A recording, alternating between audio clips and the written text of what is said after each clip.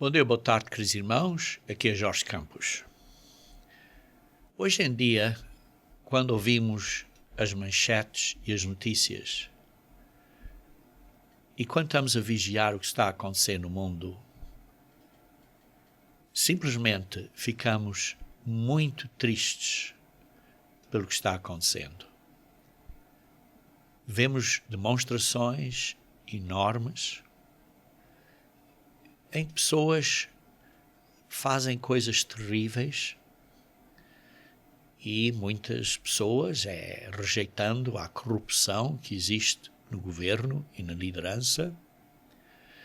E as notícias próprias, vê-se que há uma certa colaboração entre certas fontes de notícias que só dizem um lado da história, como estão a promover umas certas ideias. E ao fim de contas, temos que estar muito cuidadosos a ouvir o que está a passar para podermos discernir a realidade e a verdade.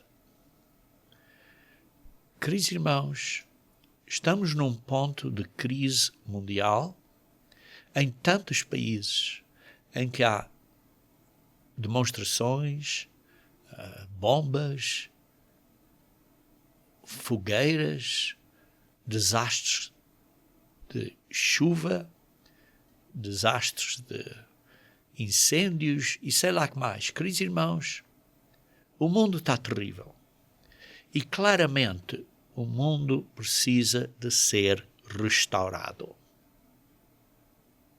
E nós sabemos que Jesus Cristo vai restaurar o mundo. Mas Jesus Cristo vai restaurar o mundo tendo um grupo, digamos assim, de ajudantes que vão ajudar a Ele, que vão ser os santos ressuscitados, que vão governar com Cristo, debaixo de Cristo, como reis, debaixo do Rei dos Reis, e como senhores ou sacerdotes debaixo do Senhor dos Senhores, isto é, como professores e pessoas para guiar e ensinar o caminho ao mundo. Mas estes líderes que vão trabalhar debaixo de Jesus Cristo, que vão ser os santos ressuscitados, estes líderes no mundo da manhã têm que provar no mundo hoje que não tem corrupção nenhuma, que, como a Bíblia diz, são incorruptíveis.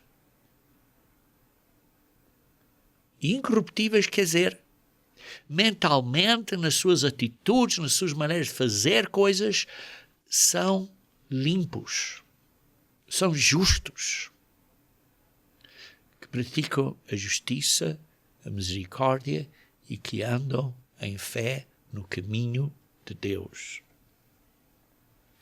Infelizmente, o mundo hoje, queridos irmãos, está super enganado.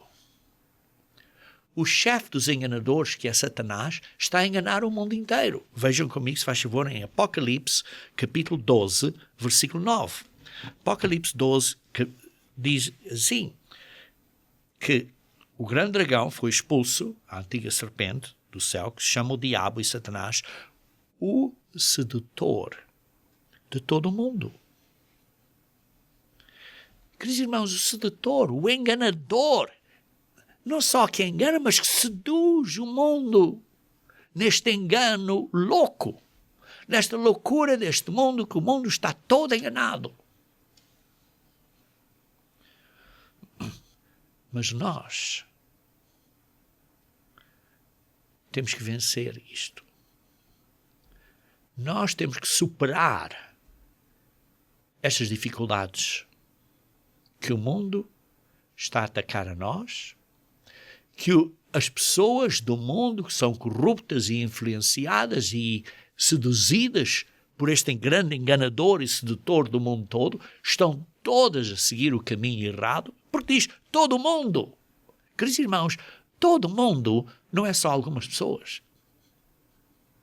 Precisamos ter muito cuidado, irmãos,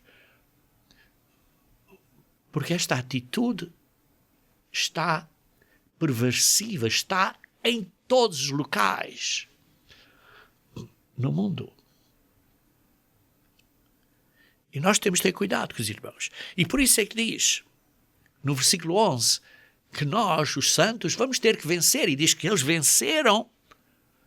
Nós vamos vencer esta luta que é liderada por Satanás, mas está a influenciar o mundo todo, e nós estamos nesta guerra, neste mundo, nós temos que vencer. Diz assim, por causa do sangue do Cordeiro. Sim, queridos irmãos, não é nada que você faz ou eu faço, mas é o sangue de Jesus Cristo que nos vai ajudar a vencer. A nossa salvação não é nada que você ou eu faça. E depois diz, e por causa da palavra do testemunho que deram. O testemunho que é baseado na palavra de Deus, que é a palavra de Jesus Cristo.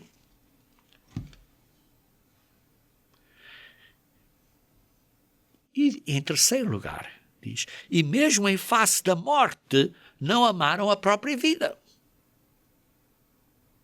Quer dizer que pusemos uma prioridade na nossa vida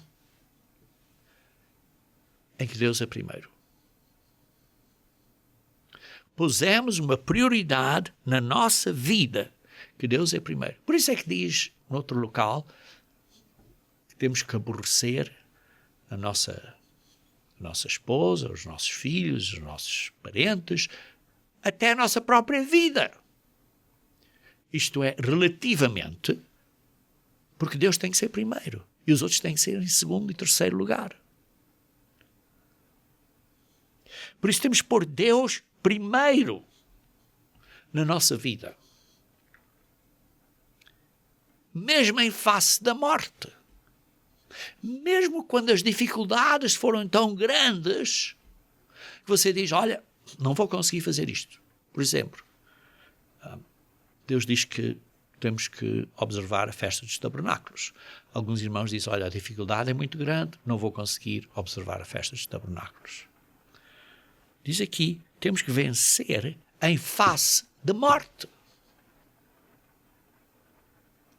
Queridos irmãos, temos que pôr uma prioridade a obedecer a Deus primeiro.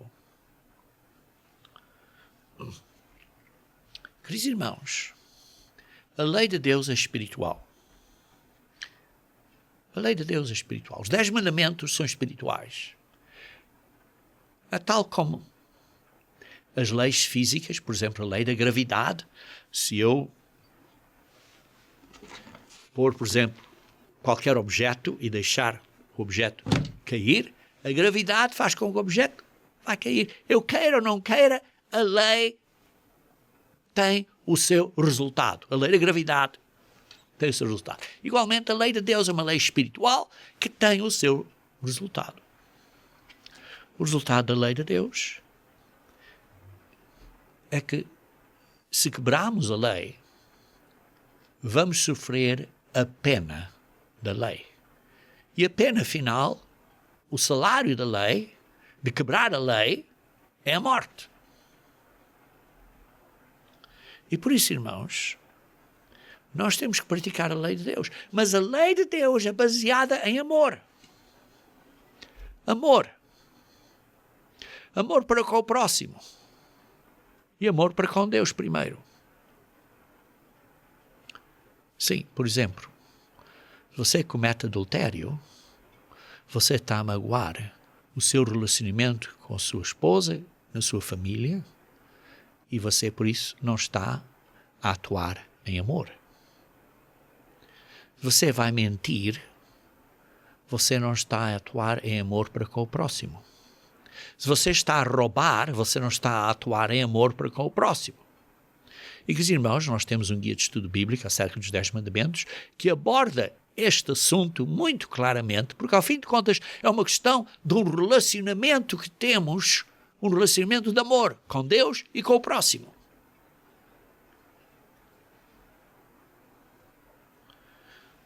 Por isso, quando Jesus Cristo morreu, como diz, por causa do sangue do Cordeiro, o que Jesus Cristo estabeleceu é uma reconciliação entre o Pai e nós através do sangue de Cristo. Porque nenhum de nós pode saltar este abismo, esta diferença entre nós e Deus. Por isso Deus teve que enviar o ser que nos criou debaixo da autoridade do Pai, o Verbo, que veio a ser Jesus Cristo, nos enviou para depois nos levar para além do abismo que existe entre nós e Deus. Isto é, criar esta reconciliação entre nós e o Pai. Por quê? Porque Deus tem um plano fantástico para você e para mim e para todo o mundo. Embora o mundo não reconheça ainda hoje, mas vai reconhecer um dia. Cada um à sua ordem, cada um ao seu tempo. Mas Deus tem um plano, tem um mistério. E o mistério é que nós vamos ser filhos e filhas de Deus. Vejam Romanos capítulo 8, versículo 19. Romanos capítulo 8, versículo 19. Romanos 8, versículo 19, diz assim: porque a ardente expectativa da criação, o que nós esperamos, a grande expectativa nossa, da criação, não é só de nós, é da criação, dos animais, do mundo, tudo, é a revelação dos filhos de Deus. Queridos irmãos, precisamos de entender isto bem. Por exemplo, os seus filhos, ou as suas filhas, ou o seu filho, ou a sua filha, é tão humana, ou tão humano, como você é. O seu filho, ou a sua filha, é em todos os pontos práticos igual a você. Sim. Não é igual em autoridade, mas é igual a você, em género, em tipo de ser. Isto quer dizer que Deus, deste tipo de ser do reino de Deus, nós somos do reino humano, pois há o reino angélico. Agora estamos a falar do reino de Deus. Há o Pai e o Filho. E nós vamos ser filhos do Pai. Quer dizer, vamos ser do mesmo género de seres, tal como a sua filha ou o seu filho é do mesmo género que você.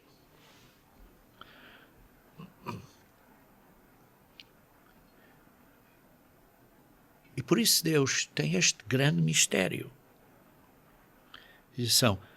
E todo mundo aguarda a revelação. Isto é o mistério. Este é o grande mistério. Que nós vamos ser parte do reino de Deus, da família real de Deus. Sim, o reino de Deus é um governo a governar sobre a terra, mas é uma família real.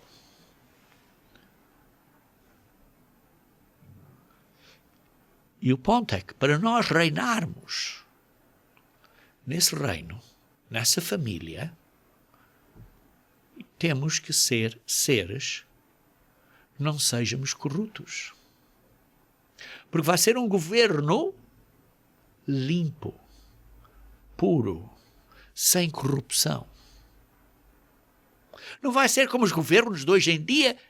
Você olha para qualquer país. Eu não estou a acusar este país, ou aquele país, ou outro país. Queridos irmãos, todos os países estão ou são extremamente corruptos. E sim, você quer tirar um político por outro político e dizer, olha, porque este político é muito corrupto, o outro que vem é igualmente corrupto.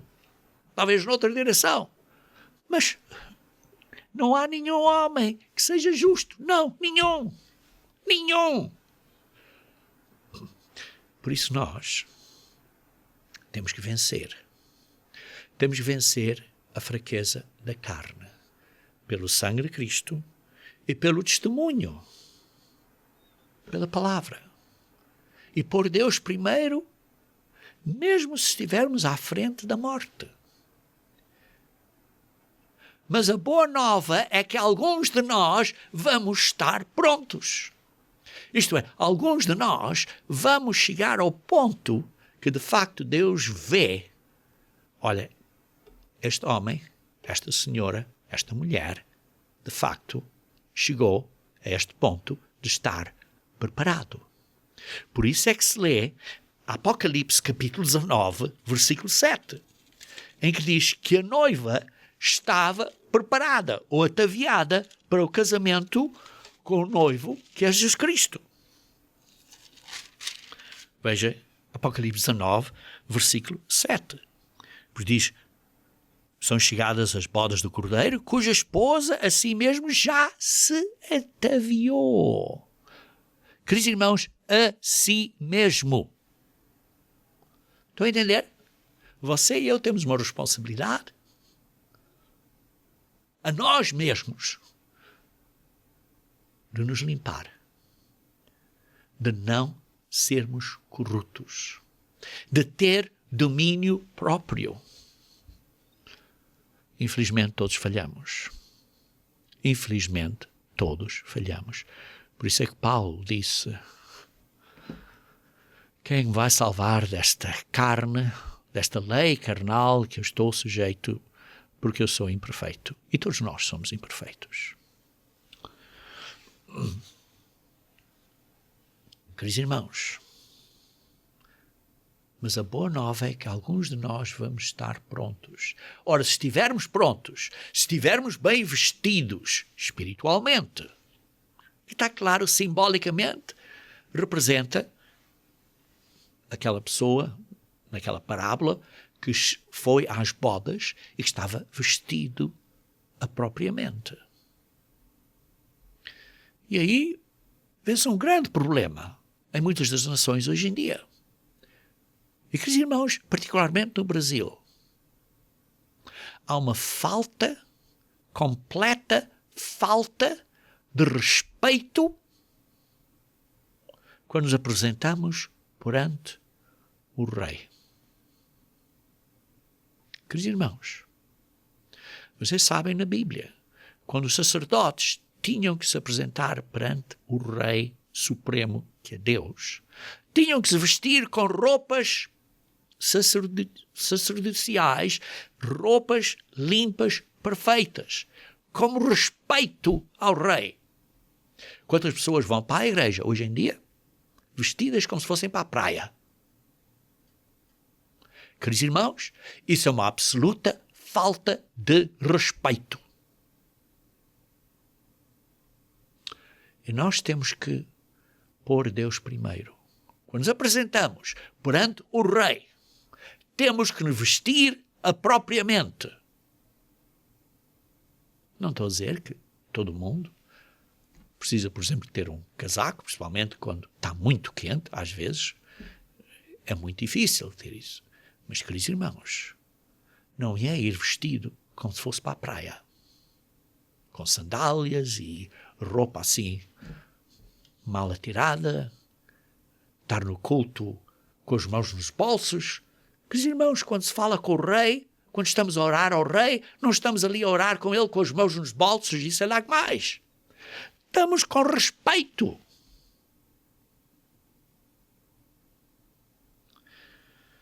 Mas a boa nova é que alguns de nós vamos estar prontos.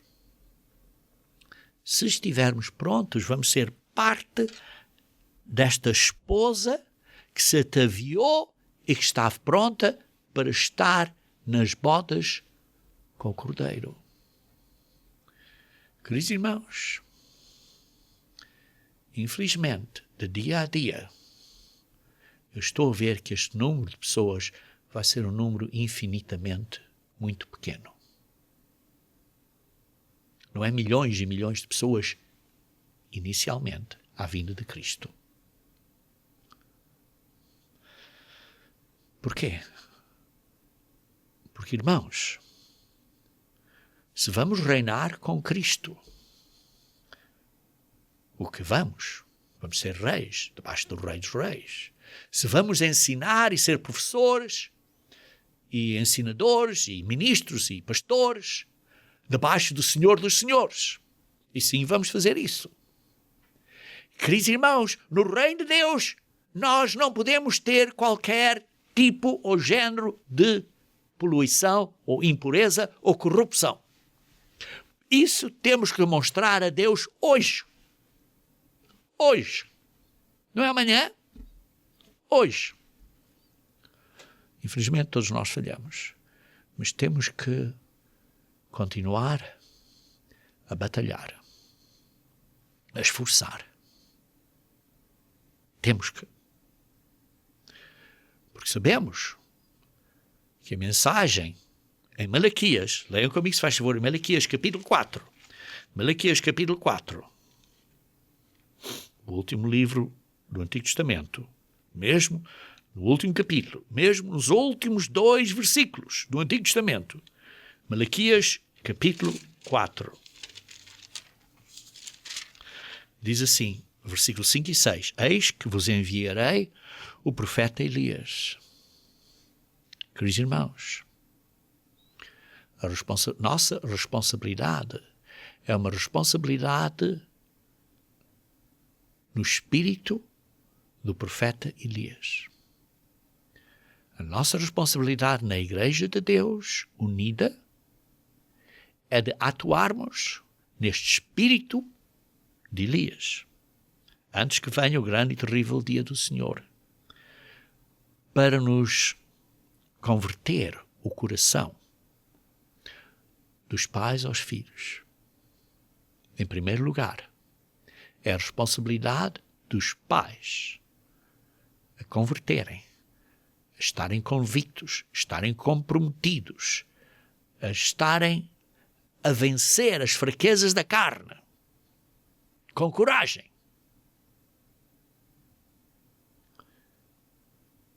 É a responsabilidade dos pais de demonstrarem isso primeiro. E depois, em retribuição, em resposta, os filhos respondem aos pais, e por isso diz, e o coração dos filhos aos seus pais. Porque se nós na Igreja de Deus não fizermos isso, diz assim, para que eu não venha e fira a terra com maldição. Isso é a nossa responsabilidade, irmãos. De estarmos convertidos. De estarmos realmente convertidos. E parte da conversão é estarmos reconciliados com o Pai, e ter este relacionamento com o Pai, e este relacionamento de amor baseado na lei de Deus, de amor com o Pai e de um com o outro. E esta reconciliação, irmãos, começa na base da sociedade. E a base da sociedade é a família. Depois da família, para os nossos outros parentes, para a nossa igreja, para os nossos amigos, para a nossa sociedade. Queridos irmãos, a responsabilidade de Elias é muito bem clara, como se lê em 1 Reis, capítulo 18, 19 a 21, que estava a apontar o povo ao verdadeiro Deus, para estarem reconciliados com Deus. A nossa responsabilidade é a mesma, de preparar o povo para a segunda vinda de Cristo. Tal como João Batista preparou para a primeira vinda de Cristo. Nós temos que preparar um povo. E por isso a missão da Igreja é pregar a boa nova do Reino de Deus e preparar um povo. Porquê? Para que o povo esteja pronto para reinar com Cristo, para serem reis e professores e ensinadores que não são corruptos. Porque nesta sociedade do mundo da manhã, no reino milenial de Jesus Cristo, Não vai ser um governo corrupto, porque os governos corruptos deste mundo vão ser postos de baixo. Vão ser completamente destruídos, como aquela estátua de Daniel 2 vai ser destruída por aquela rocha que não foi feita por uma humana, que é Cristo.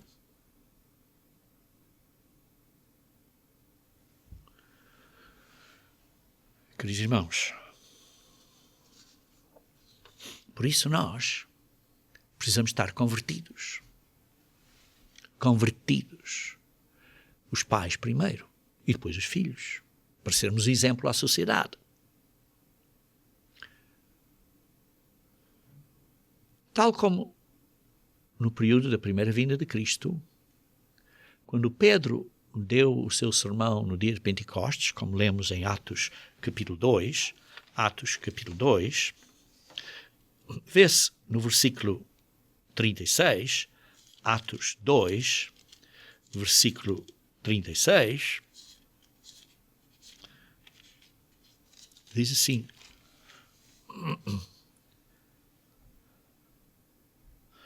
quando Pedro disse a eles, aos israelitas, que vocês crucificaram Jesus, que Deus o fez Senhor e Cristo, Senhor e Messias. Quando eles ouviram estas coisas, no versículo 37, compungiu-se-lhes o coração. O coração deles foi cortado ao meio e ficou, pum, olha o que eu fiz. Então perguntaram, o que faremos, irmãos? E por isso Pedro respondeu no versículo 38, arrependem-se. Mas aí vê-se que o coração deles foi compungido, ficou convicto. E, queridos irmãos, o único que nos faz convictos é a palavra de Deus e o Espírito Santo de Deus. Eu posso estar a pregar aqui, posso gritar, posso pregar, e você não fica convencido. O único que convence você é o Espírito de Deus e a palavra de Deus, que é Espírito. Sim, o Espírito de Deus é o agente de convicção e a palavra de Deus é Espírito. E por isso, nós temos uma responsabilidade adicional. É que temos que pregar a boa nova, porque senão, como é que as pessoas sabem o que precisam de mudar? Sim, o que nos faz convictos é o Espírito de Deus e a palavra de Deus. Mas nós temos que pregar a palavra de Deus, porque a fé vem quando as pessoas ouvem. Veja em Romanos capítulo 10. Romanos capítulo 10, começando a ler no versículo 14. Romanos 10, versículo 14. Diz assim: como, porém, invocarão aquele a quem não creram? E como creram naquele de quem nada ouviram? E como ouvirão se não há quem pregue? A nossa responsabilidade é de pregar a boa nova do Reino de Deus. E por isso nós distribuímos a revista A Boa Nova. E vocês podem encorajar outras pessoas a baixarem a sua cópia da revista Boa Nova ou a encomendarem diretamente a cópia deles. As pessoas precisam demonstrar um pouco de iniciativa. Sim, você pode dizer a eles, olha, está aqui a Boa Nova, mostra a Boa Nova, a sua Boa Nova, você quer uma cópia, você vá ao site e baixe ou encomende. As pessoas têm que demonstrar iniciativa, porque não você está a dizer, olha, faz isto e não fazem nada, e depois deitam a revista fora, no lixo. Não, tem que haver um compromisso. Tem que haver um compromisso. E por isso é que diz, lemos aqui em Atos 2, 38, sejam batizados, arrependam-se e sejam batizados. Isto é um compromisso. tem que haver um voto, um compromisso. Sim, o batismo é um compromisso que fazemos neste processo, mas antes disso temos que nos comprometer a querer ouvir a palavra de Deus, a querer arrepender, porque diz, arrependem-se. Queridos irmãos, se nós sabemos que devemos arrepender, como é que você se pode comprometer? Olha, eu vou fazer isto, você não sabe o que está a fazer. É como, por exemplo, você quer construir uma casa ou quer comprar um carro. Antes de você se comprometer e dizer, olha, eu vou pagar X, você tem que saber o que é que você está a comprometer. A casa ou o prédio tem este tamanho, tem estas condições, não tem? É isso que eu estou a ver? É isso, de facto, o que eu quero? Estou pronto, por isso, a pagar esse preço?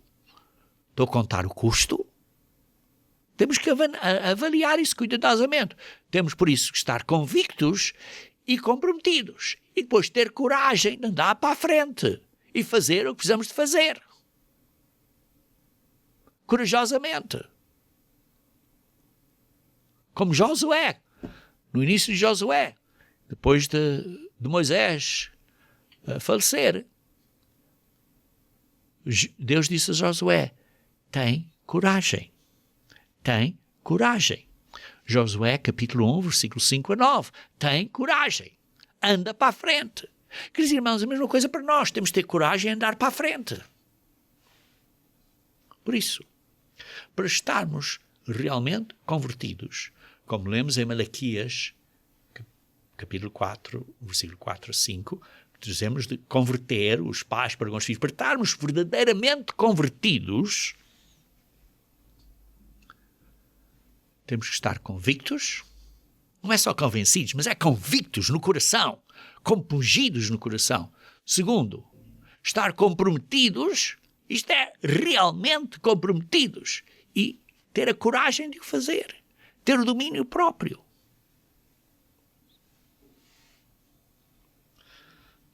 E depois, aonde é que começamos? Aonde é que começamos? No sangue de Cristo. Aceitando realmente o sangue de Cristo que nos reconcilia com o Pai. Porque, ao fim de contas, este é um ministério de reconciliação. Que é a reconciliação com o Pai e depois com os irmãos.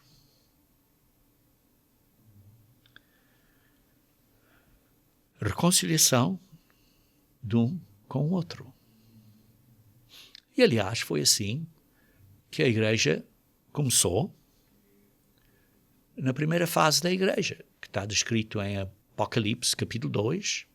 Vê-se a primeira fase da Igreja. Apocalipse, capítulo 2. Vejam comigo, se faz favor.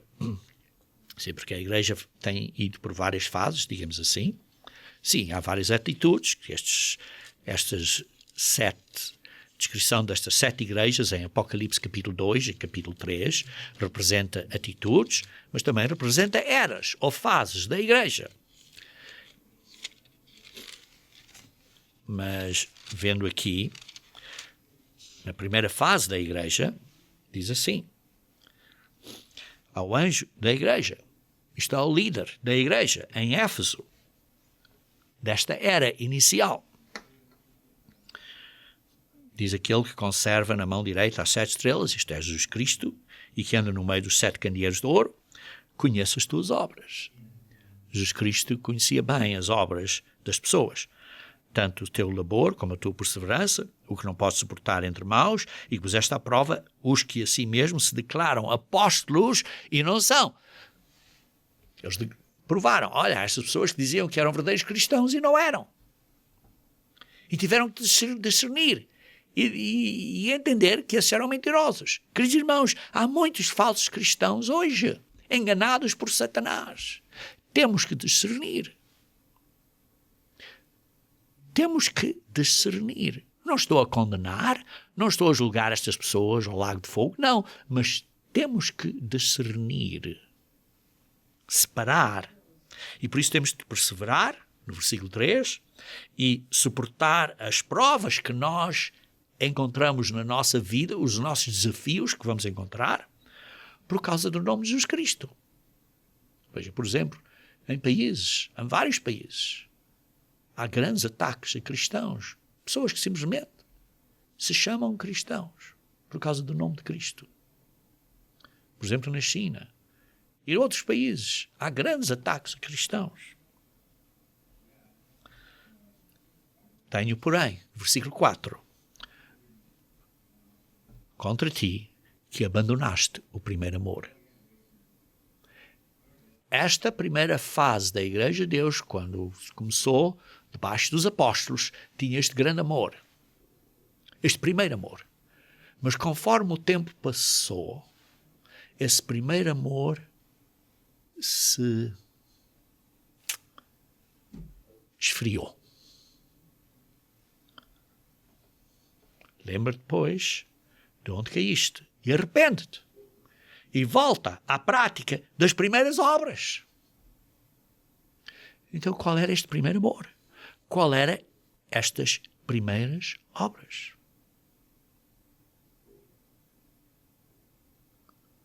Porque senão, tiro-te da igreja, como diz assim. E senão, venha a ti e moverei do seu lugar o teu candeeiro, caso não te arrependas. Isto é importante para nós. Qual é o nosso primeiro amor? Qual é as nossas primeiras obras?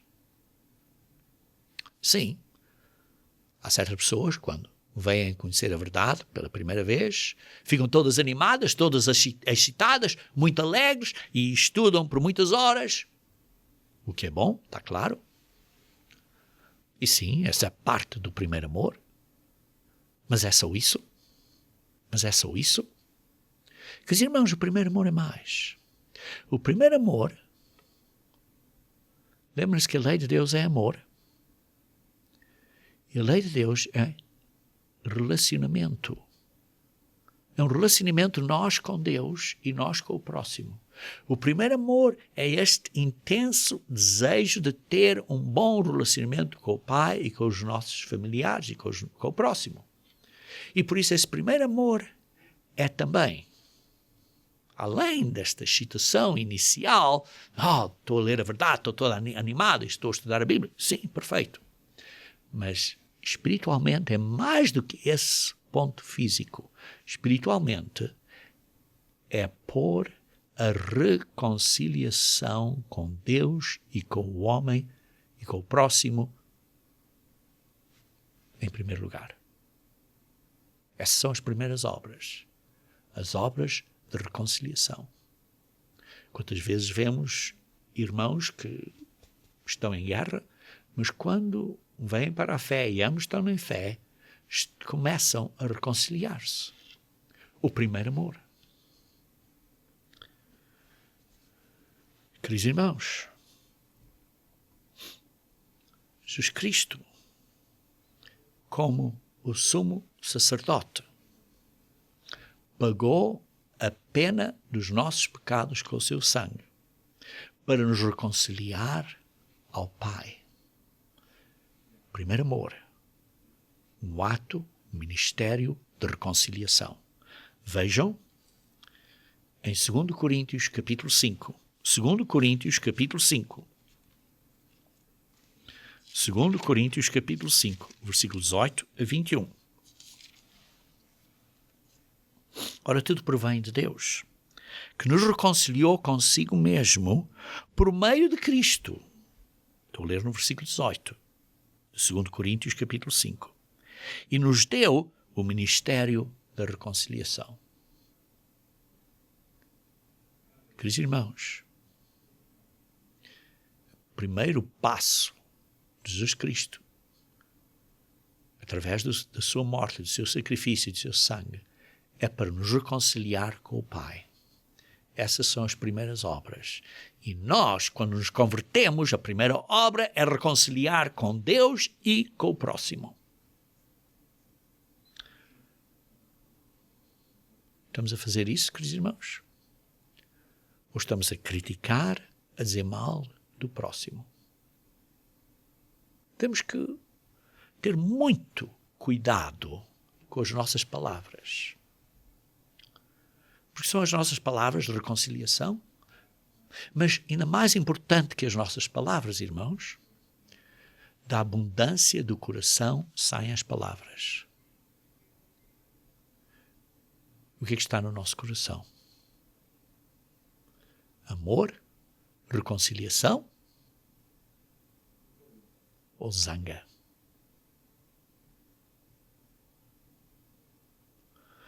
Queridos irmãos, esse é o primeiro amor. As primeiras obras. Reconciliação. Ministério de reconciliação. Por isso, por favor, irmãos, estejam reconciliados com o Pai. Continuando a ler no versículo 19. A saber que Deus estava em Cristo reconciliando consigo o mundo, não imputando aos homens as suas transgressões, e nos confiou a palavra da reconciliação. Nós no ministério temos a palavra da reconciliação. De sorte que somos embaixadores em nome de Cristo, pela autoridade de Cristo, como se Deus exortasse por nosso intermédio. Em nome de Cristo, pela autoridade de Jesus Cristo, pois rogamos que vos reconcilieis com Deus. Essa é a primeira obra. Esse é o primeiro amor.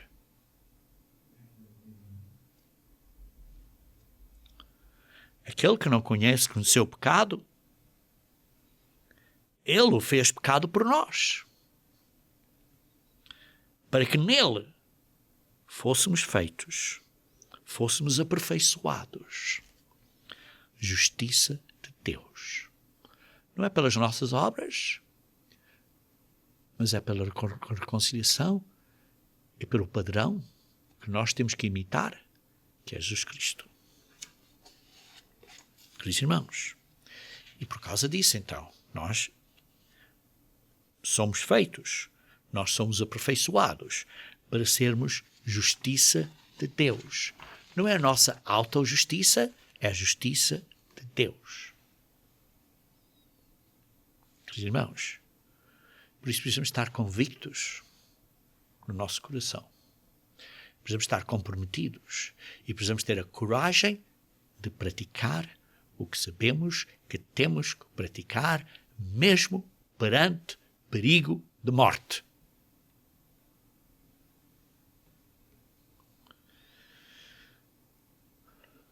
Por isso, quando há certas dificuldades entre irmãos, quando você está a orar e vê que não está em paz com outro irmão, então você deixa o seu altar de oração, digamos assim, ao lado da sua cama, ou seja onde, no seu quarto, ou seja onde for, no seu área privativa particular, e vá fazer paz com o seu irmão. Primeiro, veja Mateus capítulo 5, versículo 23 a 24. Mateus 5, versículo 23 a 24. Mateus 5, 23 a 24. Se, pois, ao trazeres ao altar a tua oferta, isto é, quando tiveres de joelhos a orar a Deus e tiveres a dar a tua oferta de oração, a tua oferta das palavras, do que estás a dizer a Deus, estás a trazer a Deus a tua oferta.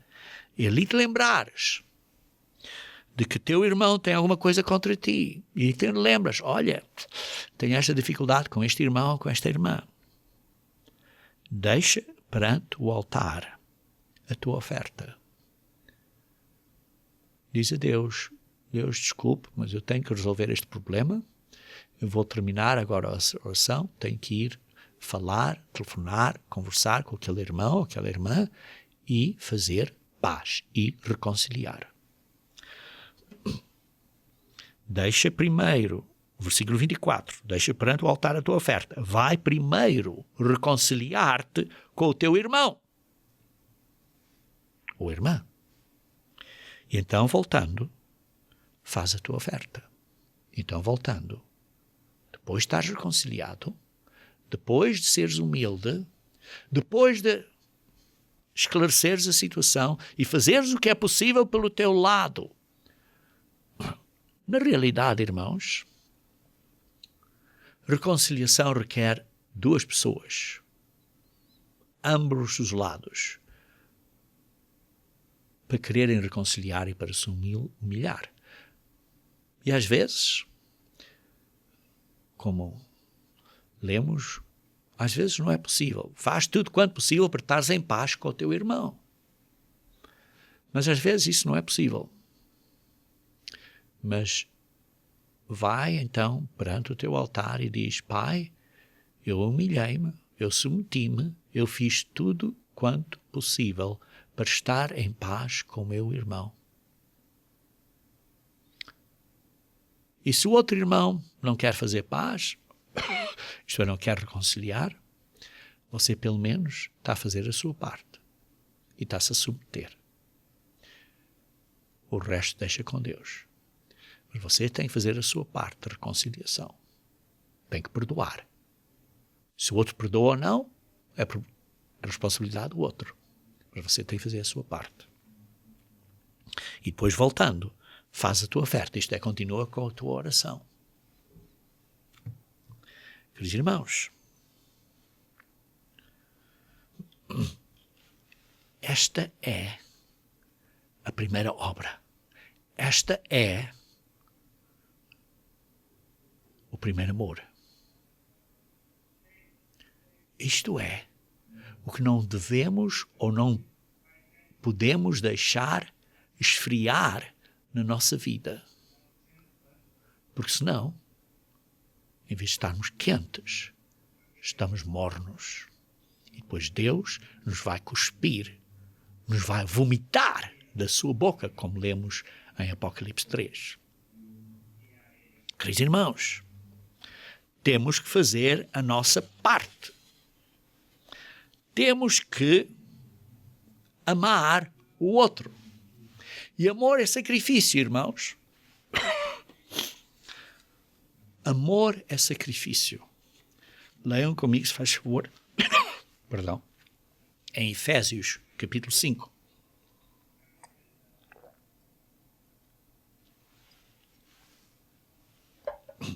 Efésios, capítulo 5, versículo 25. 5:25. Maridos, amai vossa mulher, tendo-a purificado por meio da lavagem de água. Maridos, amai vossa mulher, como também Cristo amou a igreja e a si mesmo se entregou por ela. Queridos irmãos, não é só os maridos. As mulheres também têm que amar os seus maridos, porque diz assim: sujeitando-vos uns aos outros no temor de Cristo. Diz isso no versículo 21. E por isso diz às mulheres: sejam submissas ao seu próximo marido. Ao seu próximo marido. Não é todos os outros homens, é ao seu próprio marido. E diz assim: amor, dando aqui o exemplo de maridos com as mulheres, é seguindo o exemplo de Cristo que teve com a igreja. E o exemplo de Cristo com a igreja é que ele se sacrificou, deu a sua vida pela igreja. Nós damos a nossa vida, isto é o nosso tempo, damos o que podemos fazer àqueles que amamos. É sacrifício. É sacrifício. E por isso, irmãos, amor não é uma emoção. Oh, eu amo você tanto. Sim, isso é amor. Mas o amor de Deus é uma ação, é um verbo, é um sacrifício, é um ato de liderança humilde e de serviço para com o próximo.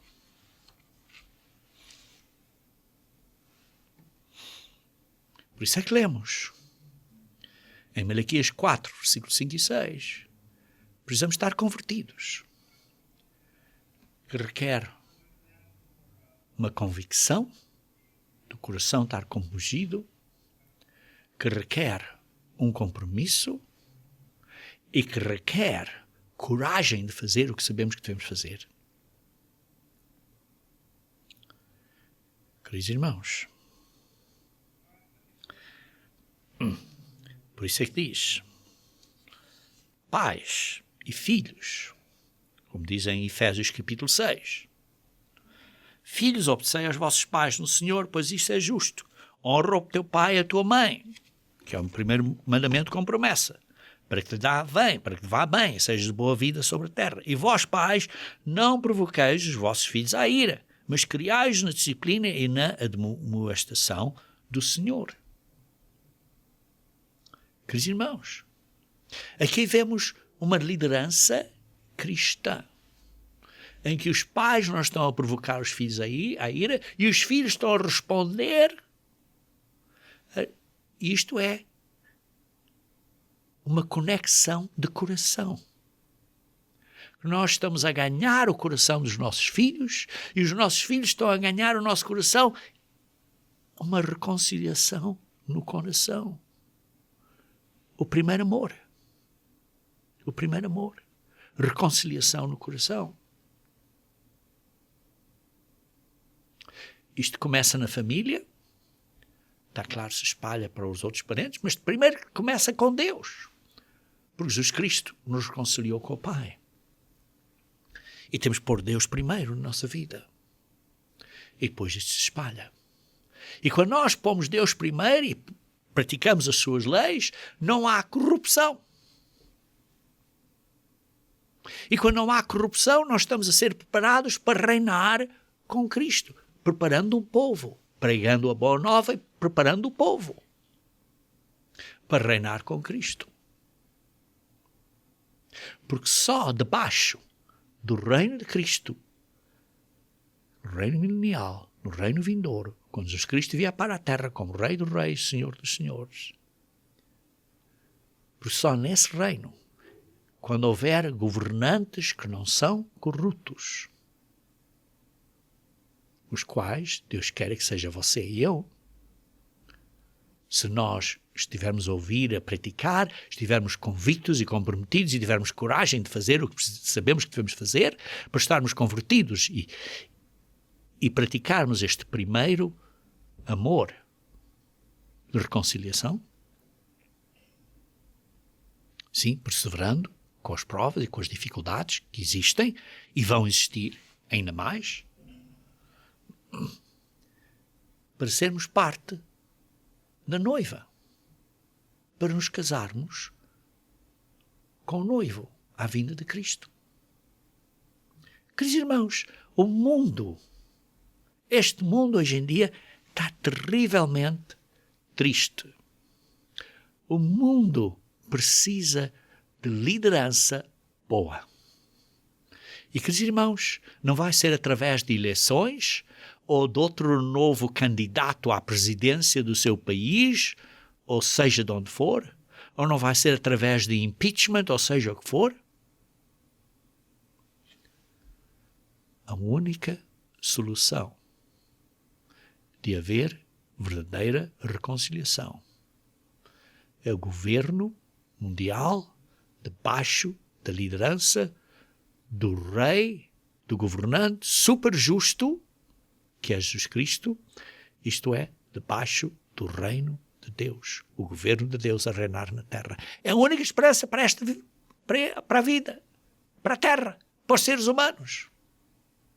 E você e eu temos uma oportunidade de estarmos a governar com Cristo, neste governo sem corrupção. A pergunta é, você está convicto? Tem o coração compungido? Eu estou convicto, tenho o coração compungido. Você está comprometido? Eu estou comprometido. Você tem coragem, domínio próprio? Eu tenho coragem, domínio próprio de vencer? Para estarmos lá a governar com Cristo? Nós, vejam aqui em Lucas 21. Lucas 21, versículo 36. Lucas 21, versículo 36. Esta é a grande pergunta. Lucas 21, versículo 36. Vigiai, pois. Vigiai o que é? Nós próprios. Diz no versículo 34. Acautelai-vos por vós mesmos. Vigiai a nós próprios. Vigiai, pois, a todo o tempo, orando, para que sejais havidos por dignos. Nós precisamos de vigiar as nossas ações, a nossa convicção, o nosso compromisso, a nossa coragem, o nosso domínio próprio, que de facto estamos a mudar para sermos considerados dignos por Deus, para escapar a esta crise mundial e para podermos estar em pé, como diz aqui, na presença do Filho do Homem. Isto é, quando Jesus Cristo vier, poder estar em pé e governar com Ele no mundo da manhã. Queridos irmãos, a igreja, a noiva, vai estar pronta. A pergunta é, você e eu vamos ser parte da noiva?